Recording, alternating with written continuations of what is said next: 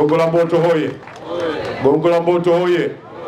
Mkuu wa mkoa ameniomba ya kwamba hapa katika hii barabara kuna msongamano mkubwa kuanzia shule ya Uhuru kule Kamata mpaka uwanja ndege mpaka hapa Gongo la Mboto, na kutoka Gongo la Mboto mpaka kwenda uwanja ndege mpaka unafika shule ya Uhuru.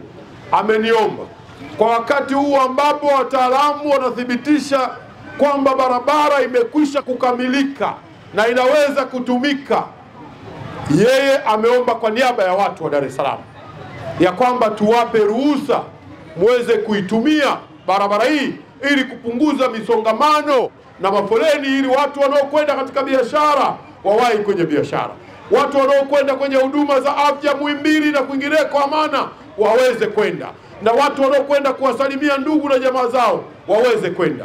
Mheshimiwa mkuu wa mkoa na ndugu zangu wa hapa Gongo la Mboto, hayo ndiyo maelekezo ya Rais Daktari Samia Suluhu Hassan. Amenituma ya kwamba nije kutoa ruksa kipindi hiki ambako bado mabasi ya mwendo kasi hayajawa tayari.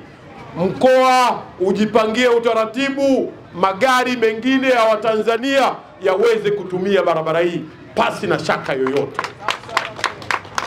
Kwa hivyo mkuu wa mkoa, jambo lako limepita, limekubalika, limeruhusiwa kwa ruksa hiyo ambayo ilikwisha kutolewa na maelekezo kwangu mimi, Waziri wa Ujenzi na Mheshimiwa Rais Daktari Samia Suluhu Hassan. Haiwezekani watu wawe wanapita katika msongamano mkubwa, wameshonana katika madaladala, alafu katikati iko njia haitumiki na ni njia iliyojengwa na Watanzania wao wenyewe. Ndio maana mama yetu Daktari Samia akasema, nenda kazungumze na mkuu wa mkoa, akikuomba mruhusu, ila uratibu ataufanya yeye mwenyewe na wasaidizi wake katika ngazi ya mkoa. Na nilizungumza na waziri wa TAMISEMI kwa sababu maelekezo haya tumepewa pamoja, mimi na waziri wa TAMISEMI tumekubaliana ya kwamba tuje, na sasa tumefika katika hatua ya mwisho njia hii iweze kutumika. Mheshimiwa Waziri, kwa sababu sasa hivi mabasi haya bado hayajaanza, mimi nilikuwa na ombi kama ambavyo pia nilikuwa nikiomba mahali pengine. Hii barabara ina foleni kubwa sana, mchana ina foleni kubwa, jioni ina foleni kubwa sana, na hizi barabara za katikati zimeshakamilika. Ni kweli tunasubiri mabasi yaendelee kwa kasi.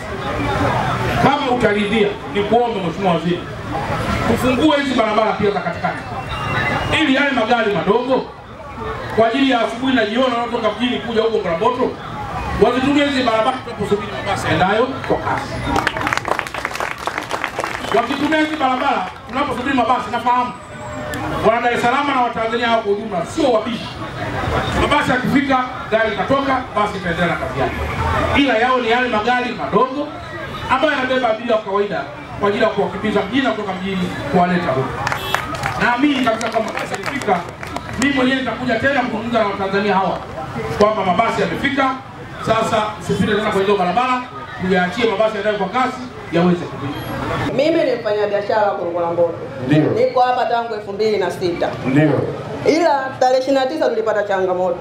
Ni zaidi. Ikatugharimu watu tulale majumbani kutokana na watu wasiokuwa na akili na akili mbovu. Wakafanya fujo, watu wengine tukaathirika. Tumekaa ndani, tumepoteza vingi na ndugu zetu wengi wameumia. Lakini niwaomba Watanzania wenzangu kwa uchungu, hatuhitaji ajirudia aliyotokea mwanzo.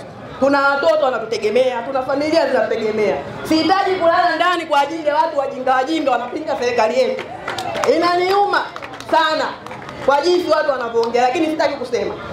Amani ndio kila kitu katika nchi yetu. Hii nchi imepambanwa sana na Mwalimu Nyerere mpaka hapa tulipofikia. Tusiharibu amani yetu wenyewe. Sitaki atokee ambao anataka kutokea. Sitaki. Tuungane wote kujenga amani ndani ya nchi yetu.